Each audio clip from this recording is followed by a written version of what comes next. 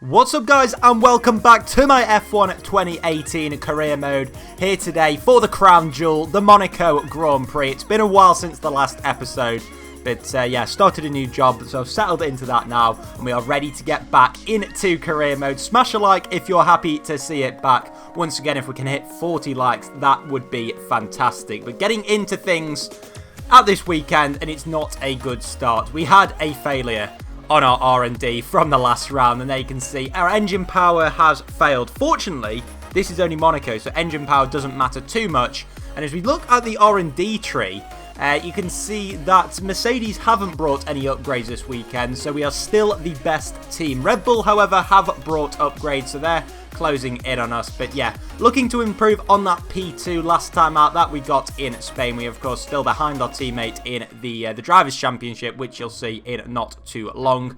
But, well, we had to do this upgrade to improve our... But getting back into the R&D, of course, we had to spend some more resource points on the engine spark plug. It will be with us for the next race in Canada, of course, a big power track, so we should have closed up to Mercedes in terms of power. And we are also going to do a chassis upgrade, which will be with us by Austria, which, fingers crossed, will take us to the top of the chassis tree as well. So the hope is that we will be the fastest team and stay on top of that vehicle performance comparison chart all the way through the season. But without further ado now, let's get in to qualifying for the Monaco Grand Prix. We're here at the magical Circuit de Monaco for one of the most challenging qualifying sessions on the Formula One calendar. Who can add their name to the illustrious list of Monte Carlo pole sitters here today? So it was a wet qualifying session for the Monaco Grand Prix, and you can see here we are going in Q1, in fact, going down to the Nouvelle chicane, and you can see we go into the wall, and that was our qualifying over. I could not believe it. My wheel just gave up on me. It was on full lock on the left-hand side, and it broke. I could do nothing to turn the wheel.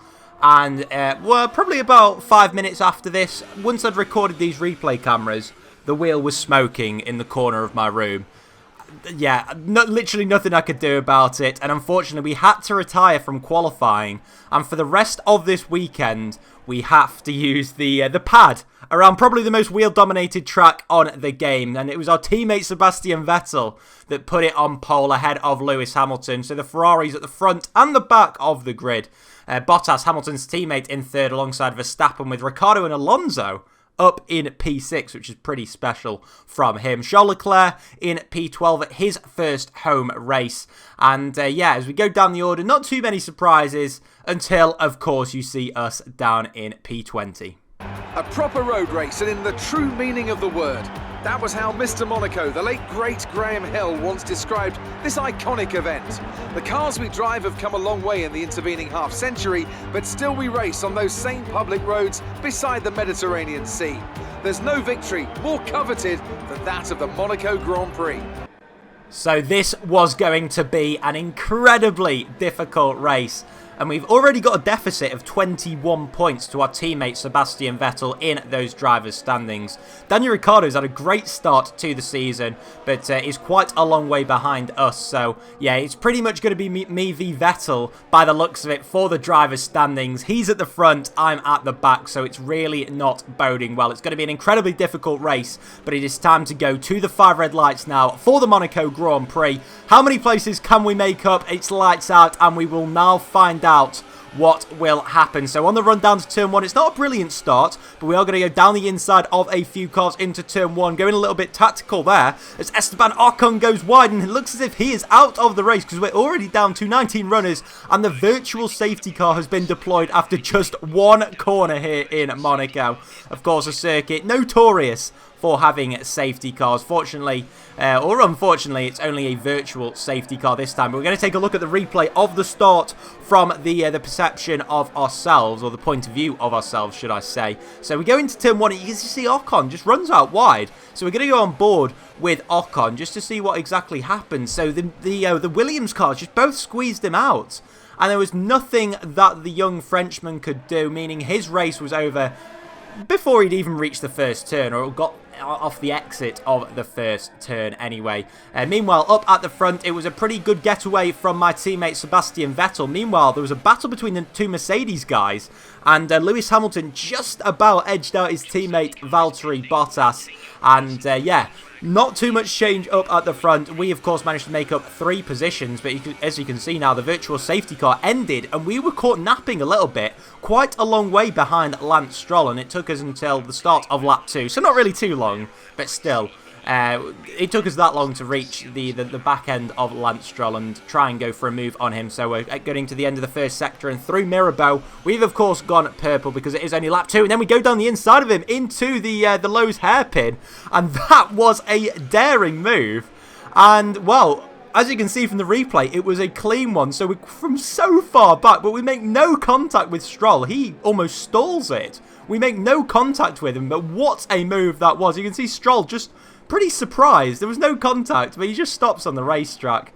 And yeah, that was an incredible move from ourselves, and we will want more of that if we are to get any sort of half-decent result this afternoon. So we were on the back end of Pierre Gasly before too long. It was indeed lap 4 before we got just behind him. You can see into the Nouvelle chicane, almost pushing him through there. We gained so much through that chicane section, and now going through Tabac. There's of course no route through here. It's only really into the final couple of corners at Rascasse and Anthony Nogues, where we're going to be able to make a move on him, but we run deep into there, which sort of negates any chance that we had of making it past him. Of course, DRS is active now, and you can just see how much Gasly actually gains on us off the exit of the corner. Our engine really showing some big signs of wear, but just one lap later, as we're still chasing down Gasly, we have another virtual safety car, so there must have been some contact, maybe further ahead, maybe further behind. I'm not actually 100% sure. I couldn't find exactly what had happened, but we thought this was a perfect opportunity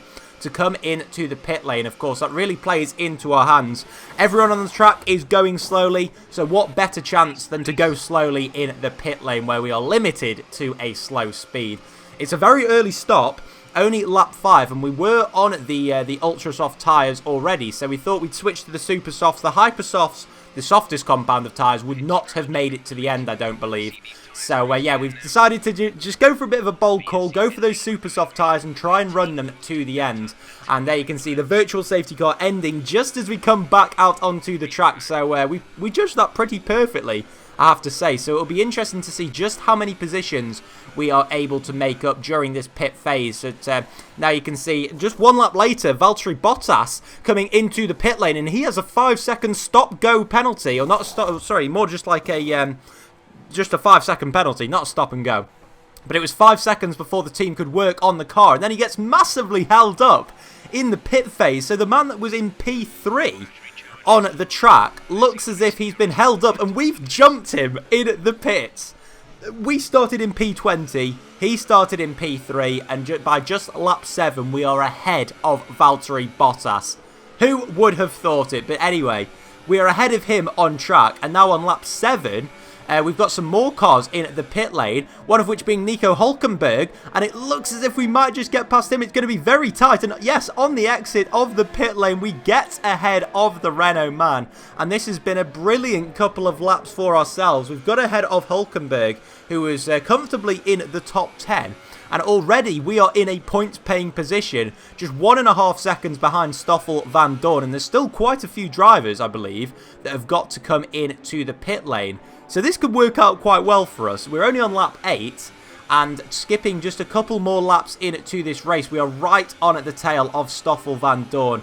Just coming up to half race distance, and it won't be long now, surely, before we make a move on the Belgian. And yeah, coming into Rascasse, making up a lot of ground on him there, and almost pushing him through Anthony Nogues as we get on the overtake ERS deployment, trying to get as much power as we can into turn 1, and we go down his inside. A lovely move, very late braking, but it was fair, no lockup whatsoever, and we will take that any day of the week. It's so difficult to overtake into the first corner here at Saint-Devote, but we made it look pretty easy, I have to say, which can't always be said for myself. And of course, I'm on the pad as well, so you've got to give me a bit of credit for that. And now just one lap later in the Grand Prix, the safety car has been deployed. There was a bit of debris I saw on the track, And that must have been what triggered it. There was no big incident because nobody retired from the race. But still, a full safety car, not really a surprise around Monaco. It's pretty likely that it would happen, but the Monegasque driver Charles Leclerc is leading the way after not actually pitting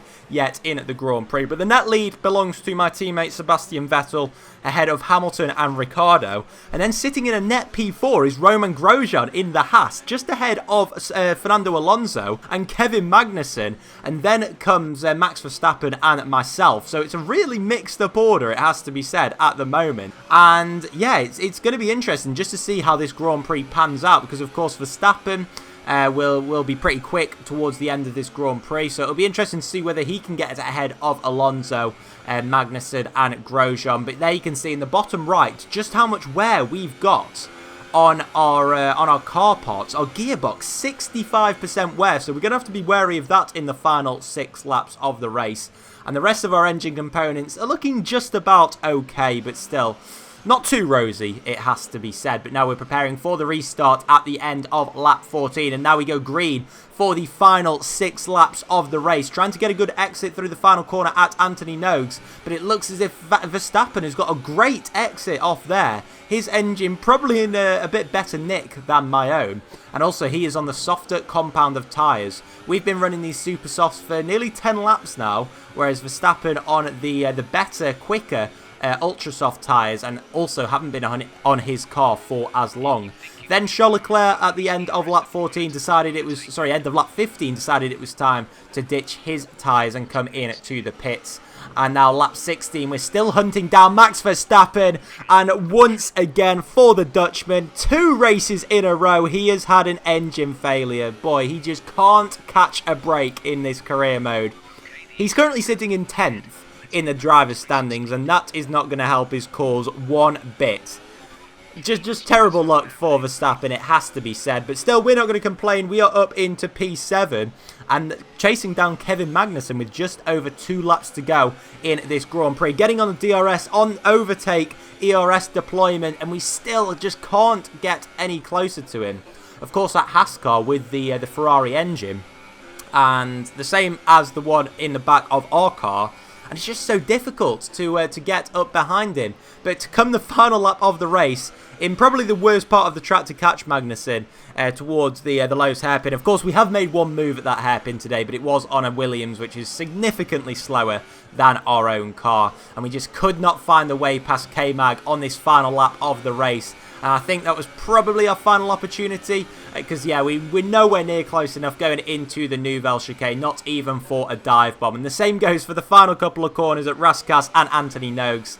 Sebastian Vettel, our teammate, wins the race, and we have gone from P20 up into P7. Damage limitation, and not completely terrible. We take home 6 points for our troubles, losing more ground in the standings, but still, there's nothing we could do about our teammate today. He was perilous.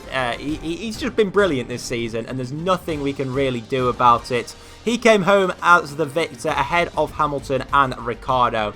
And is there going to be any stopping this man this season? That is the question, as he sprays the champagne and extends his championship lead to over 1 race victory now. So even if Vettel has a retirement and we win a race, we're still going to be behind him in the championship, which is pretty impressive considering we're only 6 races in. But there you can see the final standings. Grosjean, Alonso and Magnussen all scoring big points, with Stoffel Van Dorn coming home in P8 and Bottas down in P10. So yeah, he just could not find his way past Hulkenberg or Van Dorn. And pretty poor race from him. Perez and Hartley just missing out on the points, and it was a DNF for Verstappen and Esteban Ocon. Of course, we saw both of them retire from the race. And in terms of the the drivers' standings, it's looking pretty bleak for us at the moment. Of course, it's a long season. We've just got to get our act together pretty quickly, it has to be said. Ricciardo still maintaining at P3 in the championship, and it's looking pretty ominous as well for the constructors' standings. Ferrari are, well, we're fantastic this season. We're 101 points ahead of Mercedes, meaning that should probably be tied up. But of course, you never know in Formula 1. The fans really seem to enjoy that. You made it look easy. You were cutting your way through the field during the race. I mean, the power unit, I feel like I should praise it, because even though we didn't have the upgrade, that move on Van Dorn was pretty easy because of the power unit, it has to be said. You had a bit of a rivalry going on, but it looks like he bested you. I mean, I can't really disagree with that. I'm going to have to go for the bottom one, because his car was just performing well, and there was nothing that I could do. There was no stopping Vettel, especially as I started at the back. You left a lot of paint on the walls today. Were you struggling for grip, or did you just misjudge some corner? Oh, shut up. I'm not answering that one. Well, thanks anyway. So that ties it up for this Monaco Grand Prix. We're 6 races into the season now. And although it wasn't the result we were looking for, it's still a good damage limitation drive. Make sure to join me next time for the Canadian Grand Prix. That should be good fun. And yeah, I'll catch you guys in my next video. Bye-bye.